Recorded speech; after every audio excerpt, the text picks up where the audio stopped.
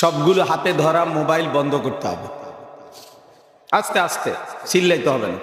এটা ইলেকশন না, আমি কোনো প্রার্থী না।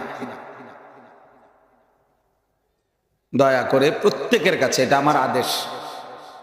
আগেরটা আমি অনুরোধ করছি, এটা আমি আদেশ করলাম।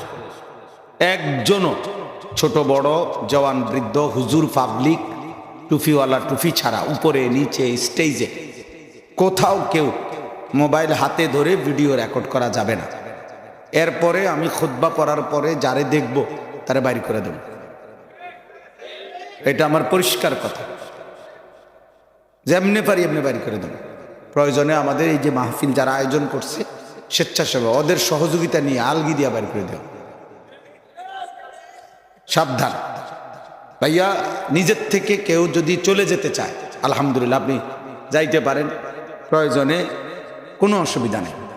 কিন্তু মোবাইল হাতে ধরে ভিডিও রেকর্ডিং করা যাবে না। মোবাইল হাতে ধরে রাখলে মনোযোগ হয় না, দিল জমে না। এখনো যদি মোবাইলে ধরে রাখতে হয় তাহলে আমি আসলাম কেন? মোবাইলে তো এমনিতে আমাদের সব বক্তাদের ওয়াজে আছে, তাহলে আর নিজে সশরীরে আসার কি দরকার ছিল ভাই?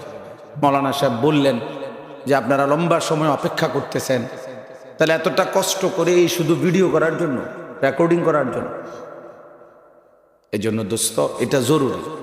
আমি একটু শক্ত বললাম, আল্লাহর কথা মনোযোগ দিয়ে শুনতে হয়, এটা আল্লাহর আদেশ।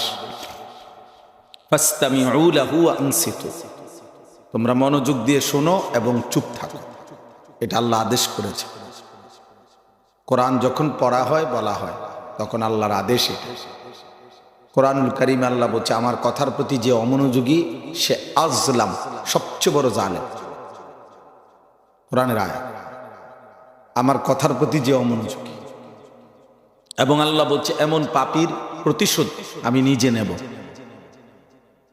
ইন্না মিনাল মুজরিমিনা মুনতাকিমুন, আমি আল্লাহ নিজে প্রতিশোধ নেব। এই জন্য দোস্ত, কোনোভাবে, আমার কথা হইল না শুনলে কোনো আপত্তি নাই, চলে যাও। কারো জন্য, পুরা মহল্লার প্রত্যেকের জন্য এই মুহূর্তে আজকের এই মাহফিলের ওয়াজ শোনা ফরজে আইন না, এটা কোনো বাধ্যতামূলক না। কারো ক্লান্তি থাকতে পারে, অসুস্থ থাকতে পারে, পেরেশানি থাকতে পারে, ভোরবেলা কাজ থাকতে পারে, তার এখন ঘুমানো উচিত হতেই পারে, কোনো অসুবিধা নেই। কিন্তু আইসা খামখেয়ালি করা, এটা কোনোভাবেই উচিত, কোনোভাবেই উচিত।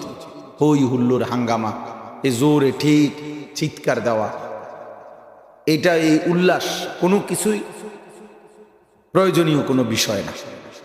খেয়াল রাখতে, জনপ্রিয়তাও কোনো বিষয় না। কোনো বক্তাকে কেউ বেশি চিনে কম চিনে, এটা কিচ্ছু আসে যায়। জনপ্রিয়তা এগুলা দুনিয়াদারদের দরকার। দুনিয়া যাদের দরকার, ক্ষমতা, রাজনীতি, প্রভাব প্রতিপত্তি, মাতবরি, এগুলো যারা দুনিয়ায় করবে তাদের জন্য। আখিরাতের জন্য জনপ্রিয়তা দরকার নেই, পরকালের জন্য জনপ্রিয়তা লাগবে না। ব্যাপক সমর্থন জরুরি, আল্লাহ মাফ করে দেওয়া জরুরি। আল্লাহর কথা একজনকে বললে সওয়াব হয়, সওয়াব হয়।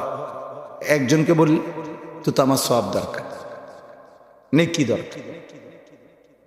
এই জন্য কম বেশি এটা কোনো বিষয় না। বিষয় হলো আল্লাহর কথার প্রতি মনোযোগী।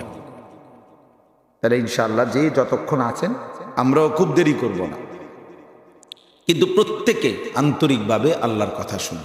ঠিক আছে ইনশাআল্লাহ।